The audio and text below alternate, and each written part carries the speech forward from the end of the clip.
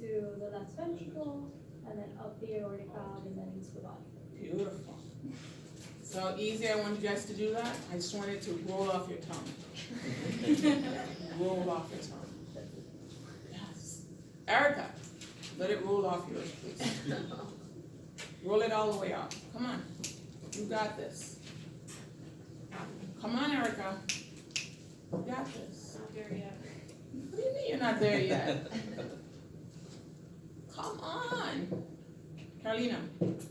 So the oxygenated blood comes in from the inferior and superior vena cava into the right atrium, down the tricuspid valve into the right ventricle, out through the pulmonary artery into the lungs where they get oxygenated. What about the valve? Tell me which valve it goes through. Through the pulmonary valve. Pulmonic valve. Oh, pulmonic valve. Right word. Pulmonic valve into the lungs to get oxygenated. They come in through the pulmonary veins, right? Yeah, vein into the left atrium, down passing the mitral valve into the left ventricle, and then out through the aortic valve into the systemic circulation. Beautiful. All right. Demi. What are the atrioventricular valves doing during systole? Atrioventricular valves. Tell me, what are they doing during ventricular systole? They're open.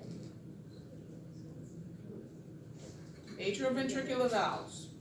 AV valves. Okay? Ventricular systole. What are they doing?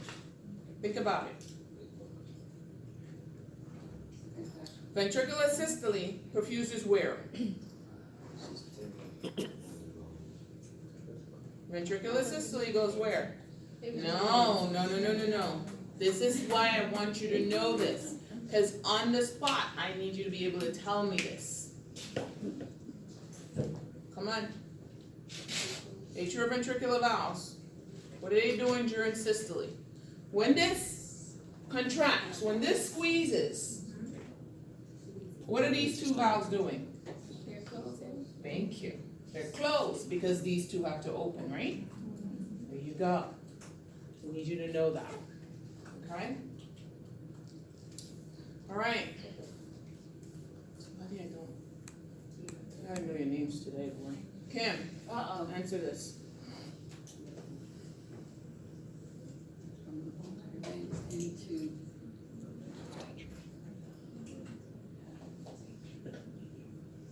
the right atrium. Somebody help Kim. Left atrium. Pulmonary vein carry oxygen. All right. You guys think this is remedial, but when I go into pathophysiology, I need you to know this. Because if you don't know this, you're not going to get the pathophysiology part. The pathology, I should say.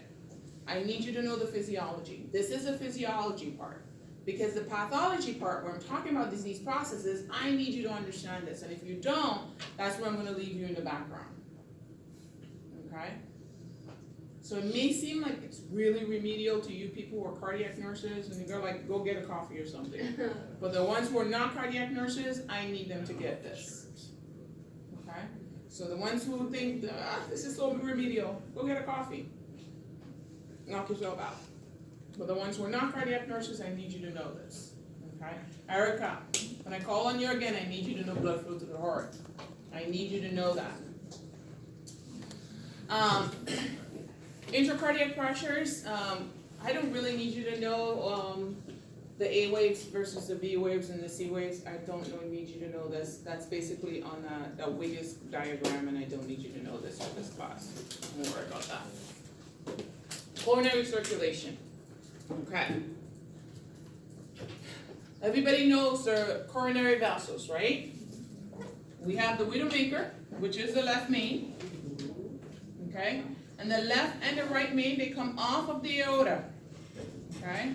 They're like in the back. Okay? And the left main comes down. It's like a really short little artery there. And then it bifurcates into the left anterior descending, which comes down, and then the circumflex. Okay? The circumflex usually feeds the lateral side of the heart, okay? And the left anterior descendant actually feeds the anterior surface of the heart, and it actually feeds the septum, okay? Now the right coronary artery,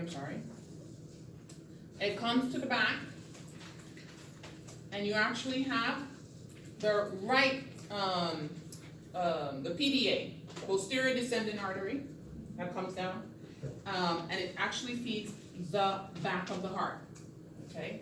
So the PDA comes off of the right coronary artery, okay? The right coronary artery comes down, and you have like little arteries that comes off of them, okay? And the little arteries that come off of them, you have the right marginal branch, the posterior descendant artery, and the conus artery that comes off the right coronary artery, okay? Now, these are the three main ones that I want you to know. There are some people who are left dominant, and then there's some people that are right dominant, okay?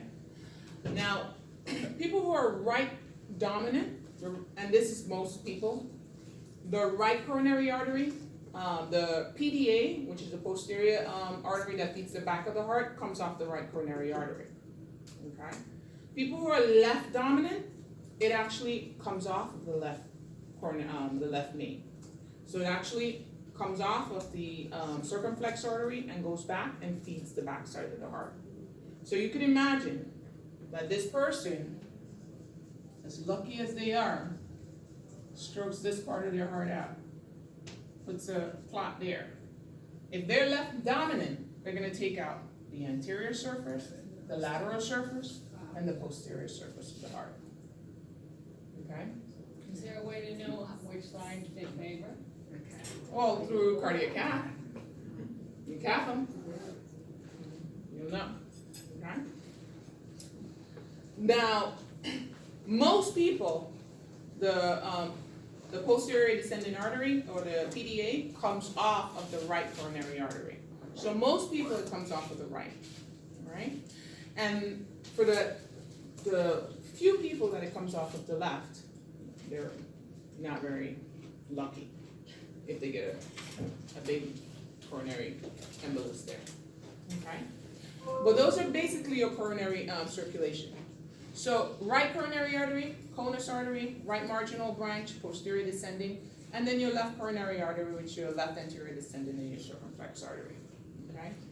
The right coronary artery feeds the inferior aspect of the heart. So the inferior part of the heart, if you have an inferior wall MI, it's because your right coronary artery has an issue, okay? Your anterior descending artery, or your, I always mix them up with the brain artery, so I want to sit in MCA so bad, like it's a problem. I always have to look at it. The left anterior descending artery is the anterior surface of the heart, and those people who come in with an anterior wall MI, this is what you're knocking out. People who have an infarct in the septum, this is what you're knocking out, okay? The circumflex artery feeds the lateral aspect of the heart, and people who come in with a lateral wall MI knock out the circumflex artery, okay? People who have a posterior wall MI, and usually that you'll see that you actually see paradoxical effects, because we don't really have, and some centers may, those research centers do have them, where you have the ECG that can actually go to the back, but most places don't. You'll actually see paradoxical effects.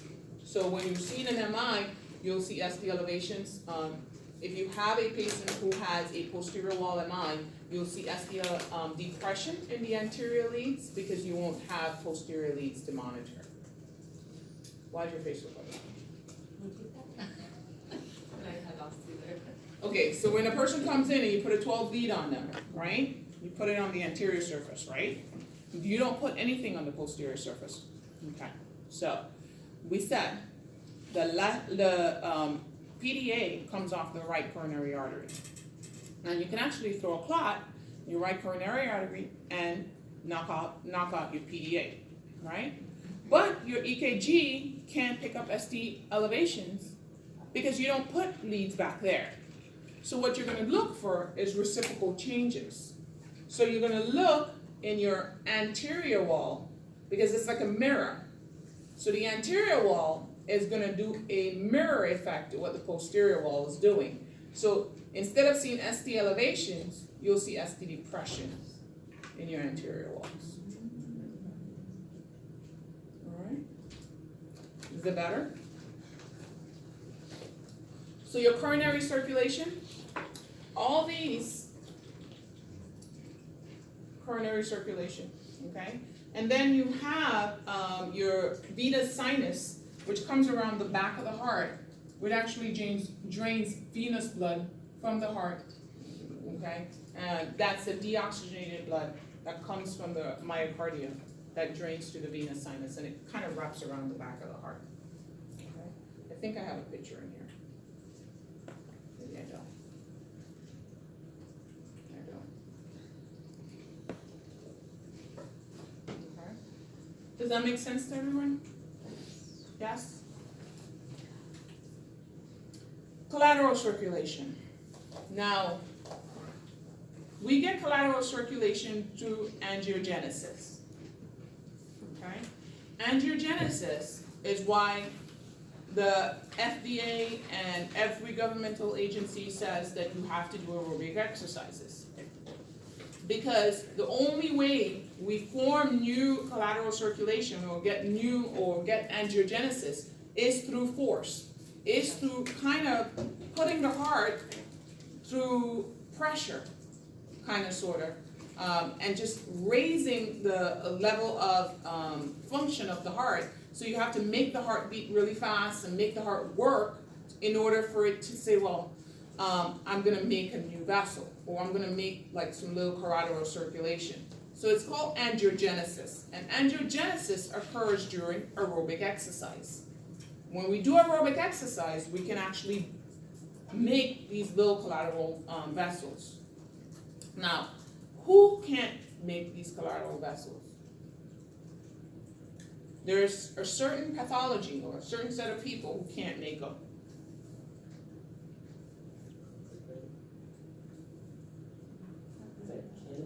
Cannot. Well, if you don't do aerobic exercise, you probably don't. But plus, diabetics. Diabetics lose the ability for angiogenesis. That's why they tell you that having the diagnosis of diabetes is equivalent to having 1 MI. That's why they always say that. Because you lose that ability for angiogenesis when you become diabetic. And it's the cytotoxic effects of having sugar on the cells, too much sugar on the cells, lots of insulin sensitivity, and they end up with this inability to produce or angiogenesis. Even if they exercise? Even if they exercise. A lot. A lot. They lose it. Okay? Not that some people probably can, but in general, they don't. Okay? In general, they don't. Dr. Warren, can you trick the heart into creating angiogenesis? Trick it? Yeah, instead of having to go do exercise, drink a lot of caffeine, you go into tachycardia, so you're stimulating the heart to raise your blood pressure. Would that create angiogenesis or no? Yeah. Or like with medication. I guess it might, but it's also going to create, it can also create ischemia, because then at that point, you're increasing myocardial oxygen demand, and you're not making the heart stronger. You're just beating really hard, fast, all the time. That's why they tell you the theory of Orange Theory works. Because, and I'm not saying that just because I do it, I've looked at the research. That's why they tell you it works. Because if you've ever done Orange Theory, they'll tell you do a base pace. So you're running at a single pace. And then they'll tell you increase it to a push. So when you increase it to a push, you kind of tax the heart a little bit. And then they'll tell you go back to base. Then you come back to base, you give the heart a little bit of time to rest. Like a spinning too. Huh? Spinning?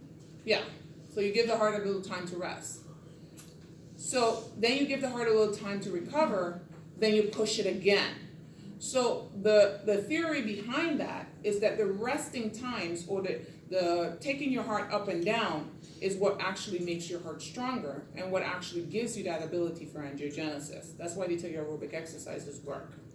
But if you're constantly taxing the heart, that's why if I do aerobic exercises for 2 hours, I'm gonna defeat the purpose of doing it. Okay?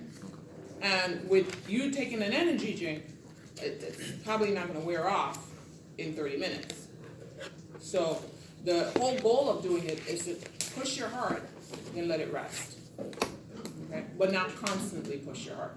So to answer your question, I don't think it will trick the heart. I think you will actually ischeme the heart because you're gonna increase your myocardial oxygen demand. And you can't supply it fast enough. Does that make sense? So then before like exercising, it should not be all that great to be taking something to like accelerate your heart, because you're not No, you giving your shouldn't. heart like the chance to rest No, you when shouldn't. it should rest. Exactly. And that's why people die working out. And then they blame working out and say, you know what, you work out, you die. You don't work out, you die. No. But that's why. So, coronary capillaries, just as like at the in the tissue, that's where you exchange oxygen and nutrients. Okay. The coronary sinus, or the great cardiac veins, are where you drain deoxygenated blood from the heart, so it can go back to the right atrium. The coronary sinus takes deoxygenated blood back to the right atrium to actually get perfused again, so it can go back to go back through the heart to get reoxygenated to go back to the circulation again. Okay. Oxygenated blood enters the coronary arteries through the opening of the semilunar valves at the entrance of the aorta. Deoxygenated blood comes from the coronary veins to the right atrium. Basically what I said. Coronary circulation, we just talked about it really. Okay. I think anything else there. Cardiac action potentials. SA node, pacemaker of the heart. Okay. Basically where the cardiac impulse starts. AV node, second down. Okay. Then you have the bundle of His. SA node, faster. AV node, slower. Bundle of His, slower. Okay. So the top is faster and then we come down. Slower and slower. Okay. How do you know that your electrical impulse is generating from your SA node? The heart rate 60 to 120. P wave. You have a P wave. Okay. If you do not have a P wave, or you have an inverted P wave, probably it's coming from the junction, which is coming from the AV node. Okay? An upright P wave tells you that your electrical stimulus of the heart is originating from the SA node. So you need an upright P wave. And lead to. Okay? That tells you that. You have right and left bundle branches, and then you have the Purkinje fibers. This is how it really works. So you have the SA node, which is at the top here, and the SA node is actually fed through the right coronary artery. The right coronary artery perfuses this. Okay?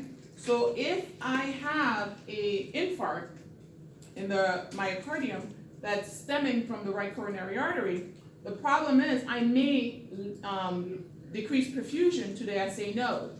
If I decrease perfusion to the SA node, what can happen? It won't work. I can have dysrhythmia, I can have AFib, I can go into flutter, okay? I could just knock it out completely, go into a junctional rhythm, okay? All right? So remember that at all times, the right coronary artery feeds the SA node. Okay? That's why it decreases the preload, right? Well, yeah. Yes, pretty much. Because remember, it decreases the preload too, because remember that when the SA node fires, Yeah. causes atrial contraction. The atrial kick is what gives you that last bit of fluid or last bit of blood in the ventricle to get you that right amount of blood in that ventricle. If you knock out the SA node, you knock out your atrial kick. If you knock out your atrial kick, you can decrease basically the ventricular preload.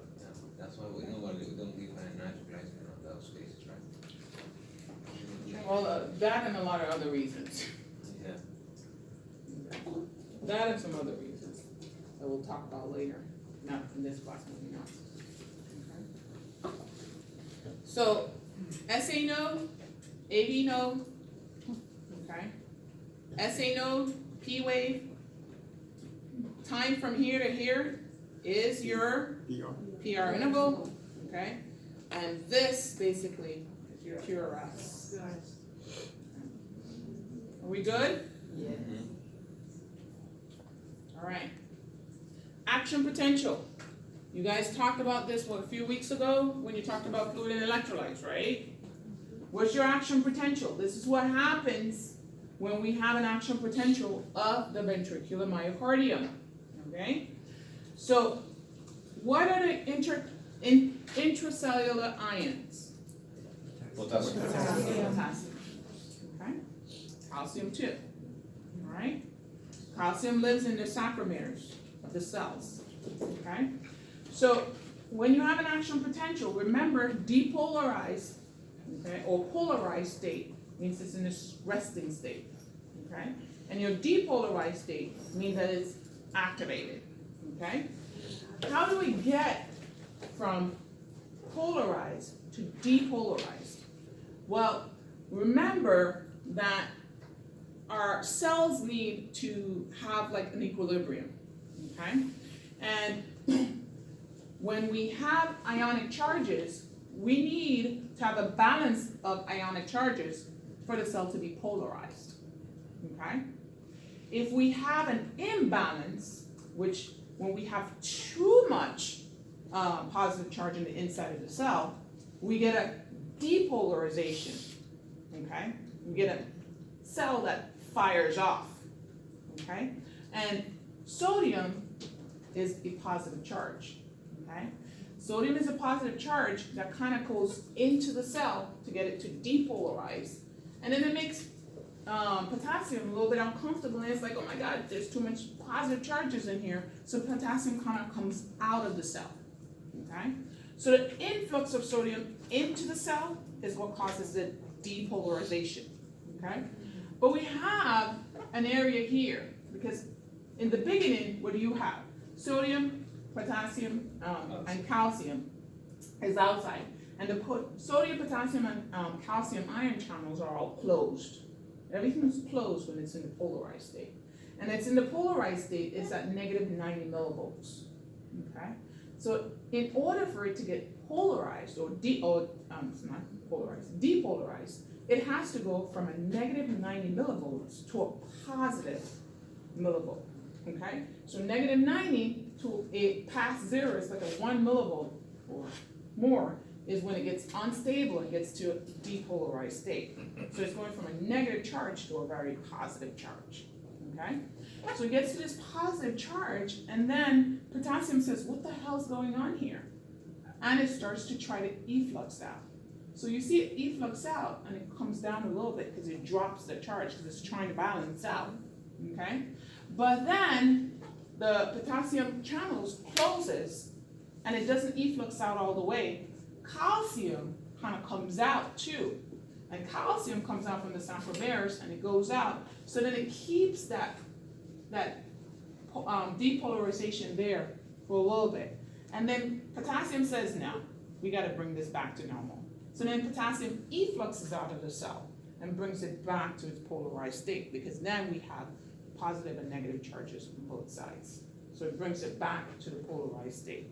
So it starts at 4. When you look at that thing, I always wondered, like, when I was in school, I was like, why did they start it at 4? It's so stupid, okay? Well, they started it at 4 because this is the polarized state, okay? And where it starts and where it actually ends, okay? Starts, goes to 0, then 1, 2, and 3. Depolarized, it has like this transient area here where you have this electrical activity where it kind of stagnates for a little while. Potassium and calcium kind of balances it out, and then calcium channels close, potassium channels open, and then potassium effluxes out of the cell, and then we go back again. Okay? Does that make sense? The repolarization, is that in number 3? Yes. The repolarization is potassium effluxing out of the cell. Okay. Does that make sense? No? 1 and 2 is that plateau. It's the plateau phase. Where no Okay, where no electrolyte activity is going. Alright, it's just stagnant for a little bit. And then calcium channels close, delayed potassium channels remain open, and then potassium effluxes out, brings it back to a negative 90 millivolt charge. Okay? We need to remember for this is basically depolarization. Cell is in its active form. It's actually sodium rushing into the cell. So sodium channel open and sodium influxes into the cell. Okay? You have a little area here where you have a transient efflux of potassium, but then the potassium channels close. Okay? And then influx of calcium into the cell through the calcium channels, and then the sarcomeres in the cell open, that gives you some calcium channels and basically kind of balances it out here again. And then at that time, when we start 3, the calcium channels close, so there's no more movement of calcium, and the potassium channels open back. The potassium effluxes out, and then we go back to the polarized state. Okay? So remember, you have depolarization, the cell gets off, you have a plateau phase, there's nothing happening, where potassium and calcium kind of balances out, and then you have repolarization, where the cell is going back to its polarized non-movement or resting state, only to repolarize again. Okay? Polarized means resting, depolarized, active, repolarized means going back to being polarized. Does that make sense? Is that easy enough? So potassium goes back into the cell during the initial phase. It's like open during like 4. Like Yes. That's when it's going back in to keep everything stable. And it's trying to, potassium effluxes out, Yeah, it fluxes out, then it goes back into the cell. then it goes back into the cell, So during stage like 4, the initial. going back to the initial polarized. Okay. So if you look, sodium, calcium channels are closed, potassium channels keep the cell in a stable state. Okay.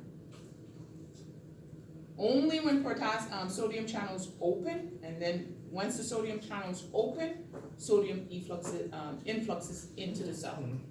Okay? Then you have this transient loop of potassium channels open. When the potassium channels open, they're kind of effluxing out because they're trying to balance it off. Okay? And then at that same time, calcium channels open. Remember, calcium is positive charge too.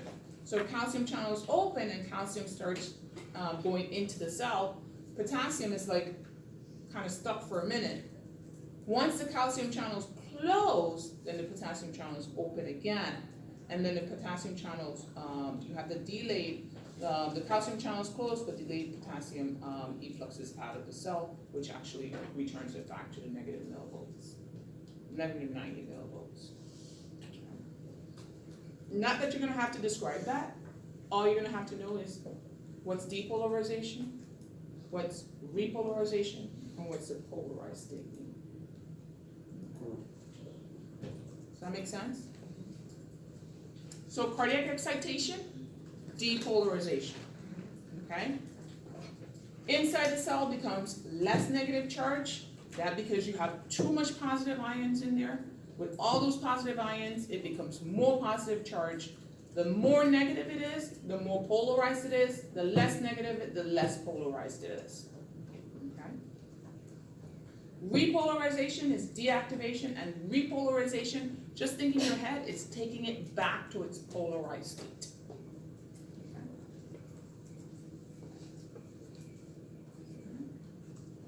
The refractory period is that period of time when the heart muscle cannot contract. It needs to stay in that period for a little while with no stimulus. If a stimulus fires at that time, that's when you're gonna have a arrhythmia. Okay? Because that time the cell needs to go back to its resting state. And if it fires at that time, the cell cannot go back to its resting state. It doesn't have time. So we talked about the ECG already. We talked about what the P wave is, and they said the P wave was atrial depolarization. We said the PR interval was the time it takes from the activation of the atria to the ventricle. So the time it takes that electrical impulse to get from the SA node to the AB node. Okay. The QRS, the sum of all ventricular depolarization. The ST, ventricular myocardium depolarized, and the QT interval, electrical systole at the ventricles.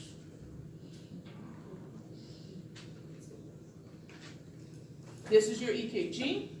This is what it looks like. Again, atrial depolarization, ventricular depolarization, and then repolarization of the entire cardiac muscle, or the entire myocardium. Okay. All right. You always look at me. Katarina, can you read that? A nurse is looking at an EKG and is measuring the time interval from the onset of the atrial electrical activity to the onset of the ventricular electrical activity. What is the nurse measuring? The PR. That's right. Yay. Yay. All right. How long have we been talking? You guys need to stretch? Yes. 65 Yes. minutes. Yes. 5 minutes. All right, 5 minutes.